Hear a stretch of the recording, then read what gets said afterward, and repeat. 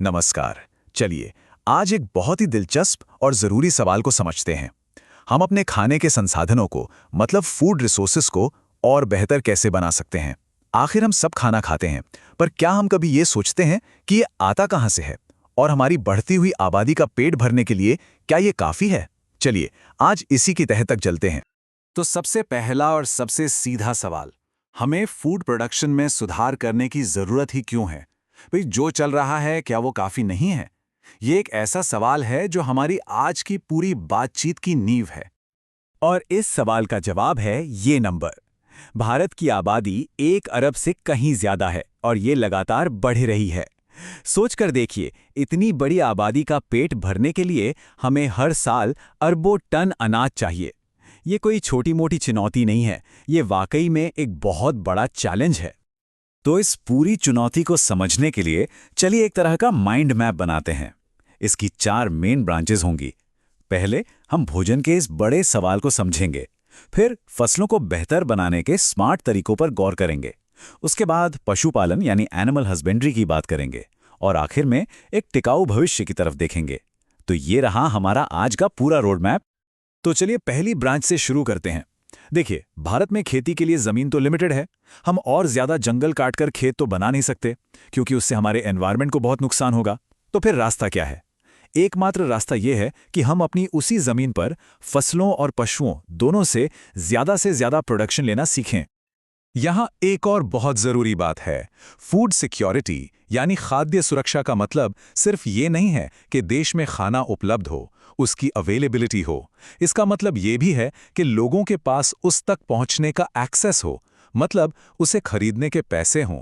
अगर गोदामों में अनाज भरा पड़ा है लेकिन लोग उसे खरीद ही नहीं सकते, तो उस अवेलेबिलिटी का क्या फायदा? तो आइए अब हमारे माइंड मैप की दूसरी ब्रांच पर चलते हैं, जो है पहला समाधान, स्मार्टर फार्मिंग, यानी अपनी फसलों की पैदावार को नेक्स्ट लेवल पर ले जाना। आखिर कैसे हम अपनी फसलों से और बेहतर और ज्यादा उपज ले सकते हैं, देखते हैं। फसल की पैदावार बढ़ाने के लिए हम इसे 3 सिंपल स्टेप्स में समझ सकते हैं। पहला, हम फसल की किस्म यानी उसकी वैरायटी को ही बेहतर बना दें। दूसरा, उसके प्रोडक्शन का मतलब उसे उगाने के तरीके का सही से मैनेजमेंट करें। और तीसरा, जब फसल तैयार हो रही हो तो उसे खतरों से बचाएं, यानी उसका प्रोटेक्शन करें। चलिए एक एक करके इन तीनों को समझते हैं। फसल की किस्म सुधारने का एक बहुत ही मजेदार तरीका है हाइब्रिडाइजेशन। इसे हम पौधों के लिए एक तरह की मैच मेकिंग समझ सकते हैं। इसमें 2 अलग-अलग गुणों वाले पौधों को क्रॉस कराया जाता है ताकि उनकी जो सबसे अच्छी खूबियां हैं, जैसे ज्यादा पैदावार या बीमारियों से लड़ने की ताकत, वो सब एक ही नई किस्म में आ जाएं। तो वैज्ञानिक जब कोई नई किस्म बनाते हैं तो क्या देखते हैं? भाई वो ऐसी किस्में चाहते हैं जो ज़्यादा पैदावार दें, जिनकी क्वालिटी बेहतर हो, जैसे दालों में प्रोटीन ज़्यादा हो, जो कीड़ों, बीमारियों और साथ ही सूखा या बाढ़ जैसे अजैविक तनाव को भी झेल सकें, जो जल्दी पककर तैयार हो जाएं और अलग-अलग तरह के मौसम में भी आराम से उग सकें। अब आते हैं दूसरे स्टेप पर, प्रोडक्शन मैनेजमेंट। देखिए, जैसे हमें बढ़ने के लिए पोषक तत्वों की ज़रूरत होती है, वैसे ही पौधों का भी अपना एक डाइट चार्ट होता है।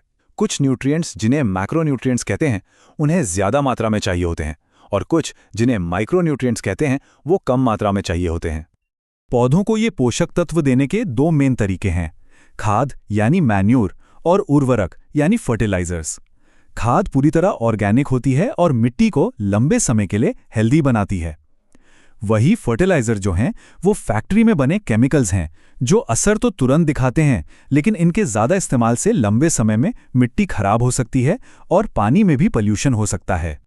स्मार्ट किसान पैदावार बढ़ाने के लिए फसल उगाने के अलग-अलग पैटर्न भी अपनाते हैं। जैसे मिक्स क्रॉपिंग में वो एक साथ 2 फसलें उगाते हैं। फायदा, अगर एक फसल खराब हो जाए तो दूसरे से नुकसान की भरपाई हो जाती है। इंटरक्रॉपिंग में वो एक खास पैटर्न में फसलें लगाते हैं, जिससे एक फसल के कीड़े दूसरी तक आसानी से नहीं पहुंच पाते। और क्रॉप रोटेशन में वो हर मौसम में अलग-अलग फसलें उगाते हैं, जिससे मिट्टी की ताकत बनी रहती है। चलिए अब फसलों से आगे बढ़कर हमारे माइंड मैप की तीसरी ब्रांच पर चलते हैं, जो है स्मार्ट पशुपालन।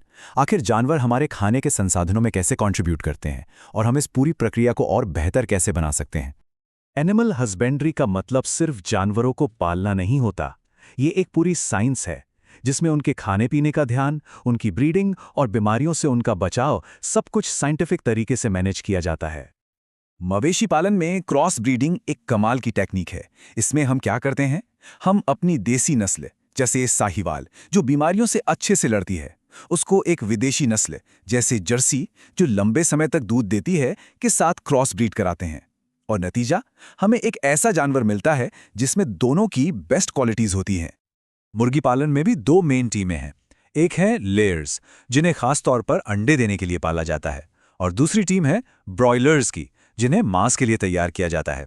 जाहिर है दोनों की ज़रूरतें उनके रहने की जगह से लेकर उनके खाने तक बिल्कुल अलग अलग होती हैं।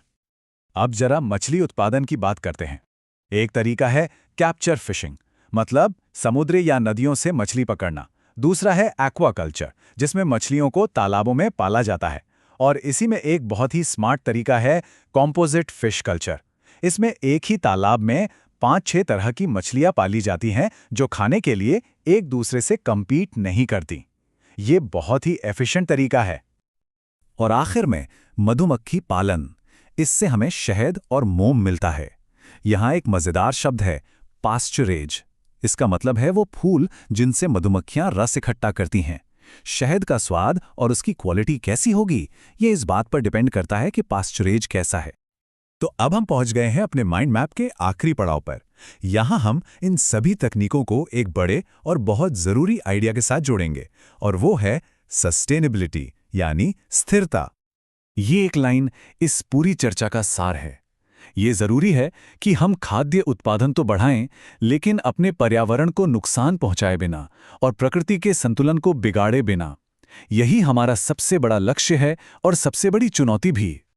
और हम इस चर्चा को इसी एक सवाल के साथ खत्म करेंगे, साइंस किस तरह हमें हर किसी का पेट भरने में मदद कर सकती है, वो भी एक टिकाऊ तरीके से। इस सवाल का जवाब लगातार हो रहे नए इनोवेशंस और हम सबकी कोशिशों में ही छिपा है।